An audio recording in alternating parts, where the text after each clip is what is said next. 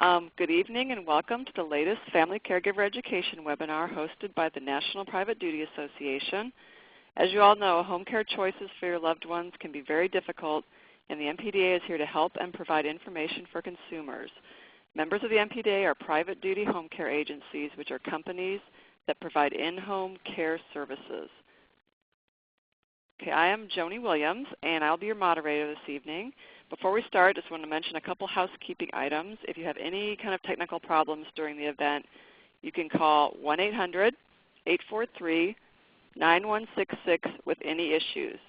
As you heard, the event is being recorded, and we will be sending it out to registrants for your reference later and to pass on, and posting it on the NPDA website. The event tonight is called Creating a Care Plan, and it's basically focused on creating a care plan for your parents. As you may know or not know, November is National Family Caregiver Month, so we thought this was a very appropriate topic for the month. The focus of the event will be on knowing when and how to develop a plan with care professionals that will enhance and maximize the quality of life for your loved one as they age in place. The event tonight will run about a half-hour presentation. We'll have time at the end for questions and answers. During the event, if you have some kind of questions, you can chat. There's a chat function. Just chat those in, and we'll keep a note on those and try and address as many as we can at the end of the event.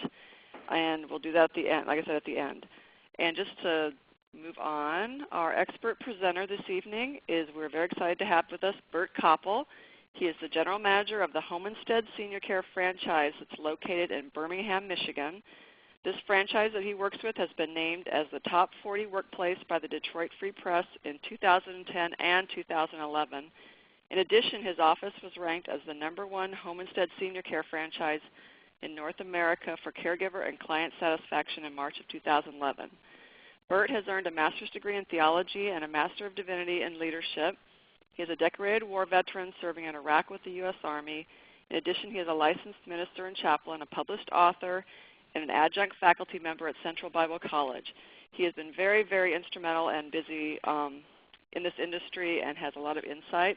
So we welcome Bert Koppel. Take it away, Bert. Thank you so much. I appreciate it, and welcome, everybody. We have quite a bit to cover tonight in 30 minutes, and tonight's topics are really going to focus on these here. What is a care plan or a plan of care? How do you set up a successful plan? What are the plan of care components? How do you manage a plan? And basically, we look at that from the perspective of what is someone's perception versus reality in managing that plan? What are some of the warning signs of a failed plan? What can we do to empower our caregivers to make sure a plan is working properly? And then we'll look at just a couple of resources at the end to help us get that going. But I want to start off tonight by telling you a story. Once upon a time, and this is a real-life story, there was a man named Joe, and Joe was being discharged from the hospital, but his adult children didn't find out about it until 3 hours before he was just discharged. So the kids very quickly had to pick a home care company off of the list. They then met with 2 agencies in the lobby of the hospital, and then Joe was discharged and taken home. The agency that they had picked came back that night with a caregiver. They had just a couple of basic notes, and a member of the office staff came out and asked them, what do we want to do? What steps need to be taken to take care of Joe? Now, of course, they had information from the discharge planner. They had some notes from the doctor. But the kids basically said, just keep Dad safe. And that was pretty much what the plan of care was. There were no goals set up. There was nothing to reach for down the road in terms of what they wanted to accomplish. It was simply a quick thought, a few notes on a sheet of paper, and they move forward. The bottom line is this: a plan of care is something that can be set up now. It can be set up before your loved one goes into a hospital. It can be set up really to help put those pieces of the puzzle together. In the event that an emergency arises, you can actually have a plan of care in place that can then be tweaked for whatever situations may arise. So what exactly is a plan of care? I've heard so many different definitions of what this could be, and the first one I always hear is that it's just basic instructions. And I love some of the basic instructions that we get for some of our clients when we sign them up, especially when it comes to 2 areas, cooking and bathing. Basic instructions for cooking might sound like this: please make Dad lasagna for dinner. Very simple. Or for bathing, be sure Mom gets a sponge bath after breakfast. That's fantastic. Now, we also have some other clients who really give us some detailed instructions, and I mean detailed. For example, the same cooking instructions can look like this.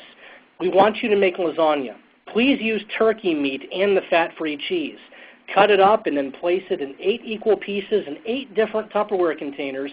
Be sure you use the Tupperware containers with the blue lids. Oh, and please, use the ricotta cheese in the white container, not the red one. My sister bought the red one. I'm not sure it's any good anymore. Or how about bathing? And this is no joke. These are literal instructions that we have received. The orange washcloth is for the face. The brown washcloth is for the body. And the red washcloth is for the feet. Mom has diabetes. Make sure that you use Dove soap for the face only, and then use the bottle soap for everything else.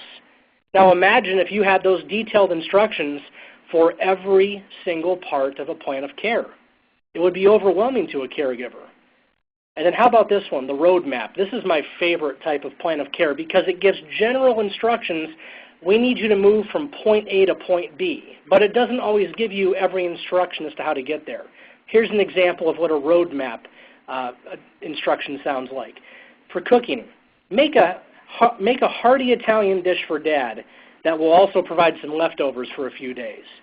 Or for bathing, please make sure Mom gets a sponge bath today before her doctor's appointment. The stuff you need for the bath is in the hall closet.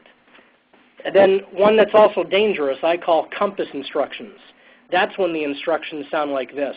Just make sure Dad eats something. And then for bathing, good luck giving Mom a bath today. Thanks for trying. Instructions are important, but to really understand how instructions fit into a plan of care, we need to understand what a plan of care is. And here's a great definition for you. A plan of care is a living document designed to provide instructions and guidance to accomplish desired outcomes. Let me say that one more time.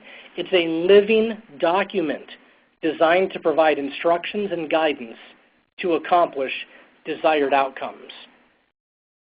We all want to give instructions to our caregivers. We all want to give instructions to family members, but instructions by themselves don't guide us to accomplish desired outcomes or goals that we might have for our loved ones. And my least favorite plan of care are the instructions that were written back in August of 2008 and haven't changed at all, because the family still thinks that we're supposed to provide the same care for their loved one that we were providing 3 years ago. And that's not how it works. A plan of care needs to be a living document that can be used to successfully plan for what we want our loved ones to accomplish and go through during their time with home care. So how do we set up a successful plan? There's a couple of questions that we need to ask and some points that need to be addressed. And those are, where has Mom been, where is Mom now, and where is Mom going? So where has Mom been? With this question, we're really looking at the history. We're looking at the medical history. We're looking at the social history. We're looking at maybe some conditions or issues that Mom once had in her past, some fears that she may have had in her life that may affect her today. We need to know where Mom has been so that we know where Mom may be going. And not only that, one of my favorite lines is that past performance dictates future results. If Mom was someone who has become lazy and she continues to sit on the couch and watch TV, and that's what she did before she went into the hospital, there's a very good chance that Mom will be someone who's lazier, who chooses to sit on the couch and wants to watch TV now that she's coming home in pain. So we need to know what the history is before we can begin to address what they're currently going through. And then where is Mom now? We need to talk about the diagnosis that Mom receives while in the hospital or a nursing home or a rehab center. Is there cancer, Parkinson's, Alzheimer's disease, or dementia, COPD? Is Mom a fall risk? Is Mom coming home on hospice or palliative care? All of those different things need to be discussed and understood up front to make sure the plan of care and the activities fit appropriately for what Mom is going through. And then we have to look at the activities for daily living. And this is important, especially if your loved one has long-term care insurance. Because in order for most long-term care insurance policies to kick in, they must meet a threshold of activities for daily living in order for payment to be processed. These include mobility or transferring or ambulation, dressing, bathing, toileting, continence care, and also eating or feeding. So those things need to be spelled out very carefully in the plan of care. Then what about routines? We need to know the waking and sleeping schedule for mom. Does she nap during the day? Do we not want mom to nap 6 times a day and just one nap in the middle of the afternoon after lunch? What do we do about mom's meals? Does she sleep in late so she's having a brunch instead of a breakfast and a lunch? How about bathing? Are we bathing a certain number of days a week? And if we are we setting those days? Dressing. If mom has issues with neuropathy or perhaps she has a form of dementia or even Parkinson's, buttons may not work appropriately. So the caregiver needs to know what type of clothing they can set out that will really make mom feel like she's accomplishing something on her own that day when getting dressed. How does mom do with the stairs? How does mom do with driving? And what about her medications? Are we having to do medication reminders? Who's coming over to set up the meds? Are there any regulations in your state that would prevent a non-medical caregiver from setting them up? Does someone that can do skilled care need to come in to do that? And how about their social network? We often forget about this when doing a plan of care for seniors because we're so worried about the basic intrinsic needs that they have when they come out of a nursing home or a rehab stay or a hospital that we forget that mom is a person and she needs to be around other people and she needs to interact with friends and family. So who are their friends? Who are the family members? What people can they call on the phone? Are there outings that they could go on? Do they enjoy using the computer? Is there a computer in the home and maybe a caregiver just needs to help them? What about mom's love affair with Pat Sajak and Alex Trebek every night at 7 p.m. Eastern? Do those shows matter to mom? Does she need to watch those programs because it's part of her social network? And then here's the most important thing. Where is mom going? What's the purpose of having home care to begin with? What do we want mom to accomplish? Where do we want to see mom in a week, a month, a year? Are we doing this for a reacclimation period to make sure that mom is safe when she comes home from the nursing home or a rehab stay so that when she gets out of bed those first couple of nights, she doesn't forget where she's at and she has a safety standby assist to make sure that she's going to be okay?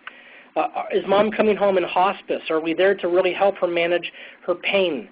So that we know that we can establish a good contact with their hospice nurse or advocate to be sure that that pain is being controlled. Is there physical therapy or occupational therapy that's happening? And can the caregivers encourage mom and be a coach for her on those days when the physical therapist isn't there to continue to do those exercises to gain strength?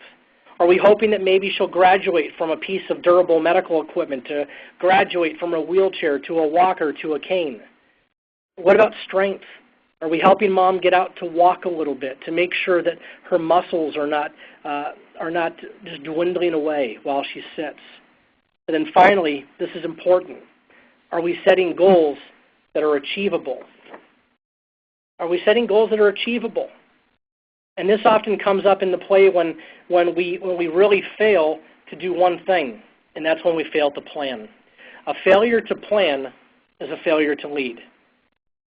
It's not acceptable to hire a home care company and to have a group of caregivers working in your home if there's no plan, if there's no goal.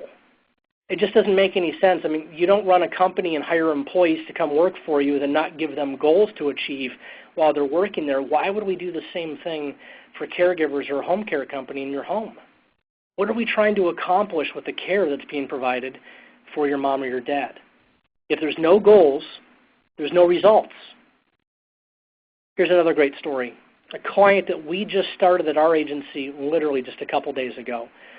Dad was coming home from the hospital because he had a heart attack, and mom was at home. And before dad went into the hospital, he was the primary caregiver for his wife. He was doing her bathing and her meal prep and doing all of those things that he loved so much to do for his wife. It was his expression for his wife who had dementia. But when he went into the hospital, things changed a bit. And both of the adult children came home from out of state, and they wanted to put care in place for Dad so that when Dad did come home, he wouldn't have all the stressors on his life. So the kids met with us, and they set up a nice plan of care for what they wanted us to do for Mom, because after all, Mom was the client. And then the kids left. And we showed up for the first shift, and Dad was fit to be tied. Dad was upset because he was the primary caregiver, and now he had been cut out totally of her care. He didn't have any say in what the kids had set up for Dad to do. Dad didn't want his wife bathed in the bathroom by the kitchen. He wanted her to be bathed in the bathroom in their bedroom, even though there were safety risks involved. This happens a lot where the plans of the children are different from those of the spouse or the client. Are the plans in sync with each other? Is it something that the kids aren't going to be fighting with mom or dad with the entire time plan is in place? We talked about achievable goals. Is it something that can be done? There's nothing there's nothing more saddening, really, than when a loved one, a mom or a dad, is on hospice care and the child that lives out of state comes back home, and when he walks into the home, he wants mom to do everything that she used to do because that's how he remembers her, and he wants to get her up out of bed and get her in the wheelchair and feed her the food that she fed him. But mom is too far gone now, and so the expectations, the goals of that son are not achievable because the plan of care doesn't match those expectations. And this is why it's so important to make sure that when we are setting plans, that we get the plans from everybody who's involved. Just entertain this chaplain for a second with a proverb. Proverbs 15:22 says, "Plans fail for lack of counsel, but with many advisors they succeed." When a family comes together to put together a plan of care, and then when that family comes together and they then implement that and they work with the agency, everybody's on board. There's total involvement at that point. Everybody knows what the game plan is. And then you don't have resentment amongst siblings because everybody is not on the same page.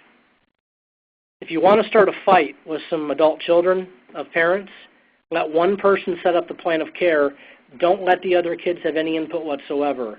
And then watch the pressures and the fireworks that happen. And this, of course, has family dynamics with it. One thing that we always recommend, when there's a big, active family, and folks, my family's Italian, and I got to tell you, my family, everybody has an opinion about everything.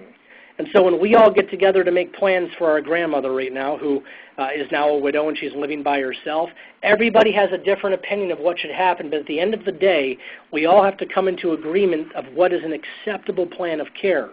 And then what we do is we pick a lead contact, one person in the family who will communicate with the caregivers and the agency to be sure the plan of care is being accomplished properly. Having 3 or 4 chiefs giving orders to the caregivers and the agency does not work. And it's one thing that we address up front with our families to make sure they know that we need just one point of contact and all the information has to go through them. And then there's one point of the planning that we tend to forget. A lot of the planning needs to come from the caregivers. The caregivers are the ones who are actually doing all the work. They're the ones who are implementing the plan. They're the ones who are tweaking it. They're the ones who are in the trenches, so to speak, providing that care. And if we're not careful to include the caregivers in the planning stages and the tweaking stages that happen down the road, we may find that our planning could be in vain. And here's why. Details are important. I am probably the world's worst assembler of wooden products, especially when you get them from a store called IKEA. And I'm not bashing IKEA at all. I own several pieces of their furniture that other people have put together for me. But if you've ever looked at the IKEA instructions, they're very confusing.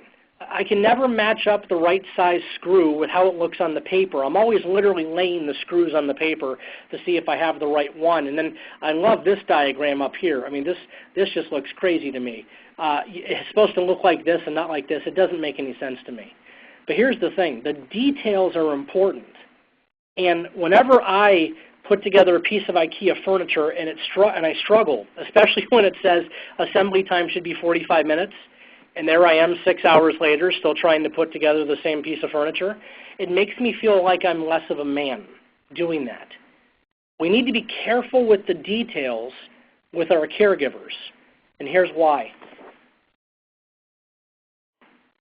We don't want to kill our caregivers with the details. We have to remember that caregivers, they have different personalities, they have different education levels, they have different levels of experience. And so all of those different things come into play where we need to remember that we don't always want to tell the caregivers what they can't do. Don't do this, don't do this, don't do this. But instead, tell the caregivers what they can do and then give them freedom to do it. Remember, we went back at the beginning and talked about different types of instructions. And I said there's basic, there's detailed, there's a roadmap and a compass. I like the roadmap plan of care because it gives caregivers, intelligent, caring caregivers, the opportunity to get on the road and travel a path. And as long as they get to the end destination, they get there. They may want to take a shortcut. They may take a different route than you. But as long as they end up in the same place, that's what matters. I had a caregiver one time, this is 2 years ago, a caregiver called me and she was just in tears, totally in tears. The instructions that were left by the daughter to give mom a bath were unbelievable. The instructions were like this. The room temperature needs to be 78 degrees. There's a thermometer in the bathroom. You can use the hot water from the shower to warm the room. Make sure you open the shower curtain to the left and not to the right. Mom doesn't like it that way. You want to set up the soap in the washcloth so that there's no skin to bar contact. You want to make sure you use setting number 3 on the shower head to start, and then when she's ready, move it to setting number 5. Now, there's a red towel that you want to use on the floor. That one's always used on the floor. And then we have white towels to dry them off with. So this caregiver called after 15 minutes of trying to get the water temperature correct on the upstairs bathroom. She couldn't get it. She said, Bert, it just keeps going up to 85, and then I turn it off, and the steam rolls out, and it drops down too quick. And she said, I just don't understand why I just can't give her a shower. And the best part of the whole thing is when she was done with this, she went downstairs to check on the client who had already gotten into the shower on the first floor and was almost done. And when the caregiver asked her what she was doing, she said, oh, honey, my daughter doesn't know what she's talking about. I can take a shower down here. We need to make sure that when we give instructions to our caregivers that we're not going so overboard that they're not able to do what they do best, and that's to operate within a plan of care. So what are some of the plan of care components? Now, this is just a guide. The slides I'm about to show you are not gospel. These are not things that you absolutely have to have, but this is what the stuff from our agency looks like. We have a cover page, and we really focus on some of the key things. For example, are there pets in the home? Does anyone else live in the home? Are there smokers in the home? And then, of course, this part down here is when we get a brief medical history of what exactly it is we're looking at with our clients. The next page talks about all the different things we're concerned about, their vision, their hearing, their speech, their eating, any type of special diet, foods that the client does not like, not necessarily things they do like, but the things we should just not waste our time with. What's the grooming situation like? Their bathing, their dressing, their ambulation situation. Are they using any DME, canes or walkers or wheelchairs? Let's talk about depression. What about the medications? Is the client on Coumadin, something we absolutely need to know in case of there being a fall or a scrape or a cut? And then it continues on with even more detail. We talk about relationships. Are they widowed? If not, how long have they been married so we can celebrate their wedding anniversary together? What is their daily routine like in terms of what time do they wake up and go to sleep and nap? Transportation. Is the caregiver driving the client in their car, or does the caregiver have permission to drive the client in the caregiver's vehicle? What type of cleaning and home management are we doing around the home? And then this stuff right here, the good stuff. How does the client spend the day? What hobbies does the client have? Are there TVs or movies that they enjoy? Do they enjoy books? If they're legally blind, do they do books on tape? What was their occupation? And then do they attend worship services? These are all some of the things that we like to get to know. And then finally, the final page is this. This page is specifically for clients with Alzheimer's or dementia. And it needs to be filled out completely because we need to know about their attention span and language and their emotional control. And then down here, what are some of the behaviors they have? Do they wander? Do they have delusions? Are they pacing? And then the most important space, what techniques best modify those behaviors? What things do you as a family caregiver do at this time to overcome those challenges that mom or dad has? And then finally, the last page talks about those activities for daily living. transferring, mobility, bathing, continence care, dressing, eating. Those things have to be addressed. And then those instrumental activities for daily living: shopping, meal preparation, home management, laundry, transportation, money management, taking medications. Those are all things that we need to know to really get a good roadmap plan of care set up. So once the plan of care is set up, how do you manage it? Well, a good agency is going to do supervisory visits, usually by a registered nurse or a paraprofessional who's been trained by that nurse to do those. They'll come out and they'll evaluate the plan of care and look at the log notes of what the caregiver is filling out to make sure they're actually doing those things that the plan of care requires. And then, of course, there's family caregiver monitoring. The kids of the family can check on it. And also there's caregiver team self-regulation, where the caregivers can call and they can tell us what's going on. But also there's a couple other things that you might want to think about as well. How about caregiver team meetings? This is when the agency will get all the caregivers together that take care of your mom or dad, usually on their own dime. And they have a conversation about the plan of care and give the caregivers a chance to talk to each other to see what things are working better for you. What are some things that we can do differently? You can do conference calls if you don't have the option for a team meeting. There's a great website called freeconferencecall.com. You can go to that website, sign up for an account, and you can literally do a conference call with all of your caregivers about a certain client at any time. And then here's the most important thing: just change the living document. Change the plan of care. What would that look like? Well, at our company, we have a plan of care instruction sheet that is simply just handwritten documentation that says, here's what we're going to start doing differently. Here are the changes that we're going to make.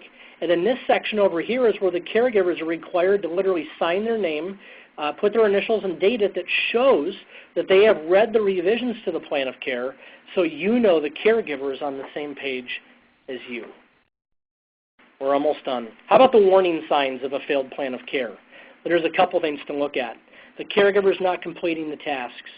Dad's not meeting the goals that we've set. The ADLs, the activities for daily living, are not being performed. And then some of the more obvious ones: the caregiver's not happy and Dad's not happy. Those are important things to look at, and those are signs to tell you that the plan of care needs to be evaluated to make sure it's still relevant for the care that's actually needed. And then here's another one that's important. Dad is surviving, he's not thriving. Dad is surviving, he's not thriving. And the only way that Dad is going to survive with a good plan of care is if we empower our caregivers to do their jobs. Again, we want to focus on those things that the caregivers can do versus the things the caregivers cannot do. It's really important that when you first start with an agency or a caregiver that you micromanage, that you micromanage up front. You do the micromanaging first, and then you have to give way to macromanaging so the caregiver has some freedom to actually do the care. We have to remember that perception is not always reality. Your perception might be that mom is not, well, it could be a reality too. Mom is not getting a shower. That's your reality, but the caregiver's reality could be that mom's refusing to get into the shower. She refuses to do it that way, and I've offered to do a sponge bath, and you keep on telling me that you don't want your mom to have a sponge bath. You want her to get into the shower, but the reality is that the caregiver might need to try something different to make it work. We need to solicit caregiver feedback to make sure that the plan of care is working effectively and to see if they have any recommendations on how we can change it. We have to give the caregivers permission to serve. Caregiving, as all of you know, it's a vocation, it's not a job. We tell our caregivers in orientation all the time, if you're looking to take this job because you need the money, go down the road to a fast food restaurant and take a job as a swing manager and you'll make more money. Caregiving is a thankless job.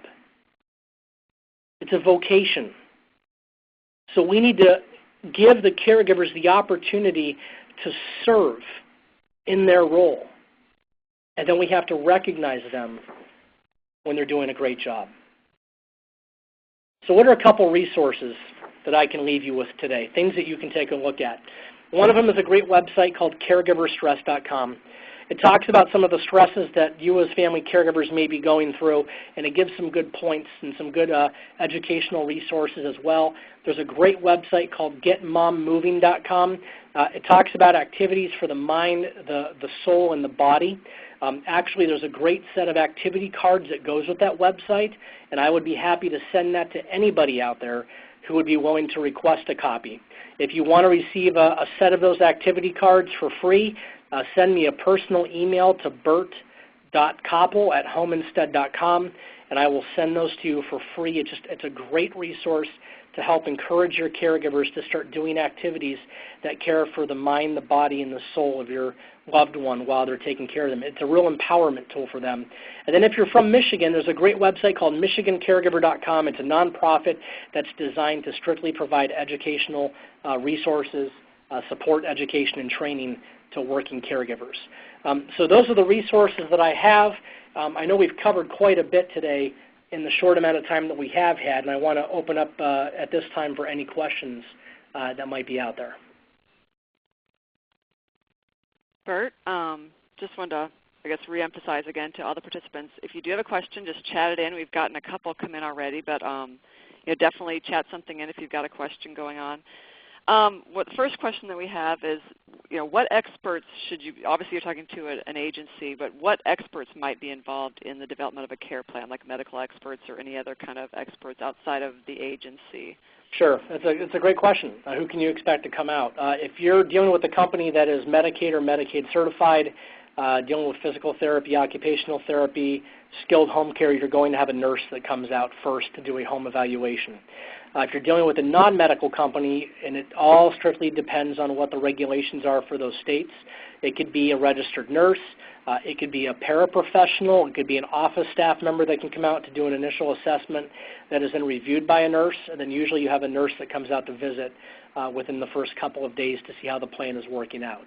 But it can be any of those options, really. Just know that whoever the office is sending out, they probably would not be sending them if they weren't qualified to at least get a plan of care put in place. Okay. We have another one that was just chatted in. What are some good strategies to help an elder who is afraid to be active because of pain and fear of pain? That's a great question. We have a lot of clients that have some severe arthritis, pain, that sort of thing. The first thing to do is to address the pain. If there is a real pain, can the pain be addressed? Is there some technique or way that it can be medicated? Is there a prescription that's optional for them? Also, can you find different ways? To conduct activities that might have a reduced impact? For example, if walking stairs is difficult or walking in general is difficult, perhaps a treadmill would be a better option, or doing a different version. It could be an exercise bike. If they once enjoyed doing gardening and they're afraid to go outside because they're afraid to fall in the garden or fall in the ground, bring the garden to the senior. Do potting activities in the living room or in the kitchen, wherever the case is. Just try to find modified versions of those activities to get them engaged, which reduce the risk and have a lower impact. Okay, just a kind of quick question, but can you please define the term paraprofessional? Yeah, paraprofessional, and again, it depends on what different states' regulations are. Per our accreditation through ACHC, which is the Accrediting Commission for Healthcare, it's someone who is trained by a nurse to do those things. For example, I'm a master level chaplain. I am able to go out to do an initial plan of care because we are a non-skilled agency. So I'm able to go out to do those as well. Other members in the office who are degreed that are able to go out to prepare those plans of care or have been trained to do so. But again, it strictly depends on what the accreditation, if there is one available, requires, or what their state requires as well. So really the definition is going to depend on really what the regulations are from state to state. Okay. This might involve some medical aspects, but someone is asking, I think you touched on this, mentioning if someone has depression, how do you address depression of their current situation and future fears beyond like medication and therapy? Are there things a caregiver can do, I guess, to kind of help with that, or the plan can kind of cover that isn't necessarily medical related? Well, we have to get to the root of what the depression is. We use a lot of geriatric case managers and also folks who specialize in geriatric healthcare when it comes to issues of depression. If there's a clinical depression there, it needs to be treated medically. If they're just depressed or not feeling well because, for example, their spouse had passed away, they may need time to just reminisce about times with their spouse. One of the most therapeutic things that we do with clients is to go through photos. We have a client right now that goes through photographs to really try to talk about fond memories and talk about good times, which tends to cheer them up and to bring them into a better mood, as opposed to simply just trying to mope through it and do the basic things. We know it's important that we get the kitchen floor mopped today, but Mr. Jones or whatever their name is really needs to have some attention with them today. So we're going to pull out the photo book and do some discussion, that type of thing. Okay. We have another question. I have a lot of questions coming in all of a sudden. That's good.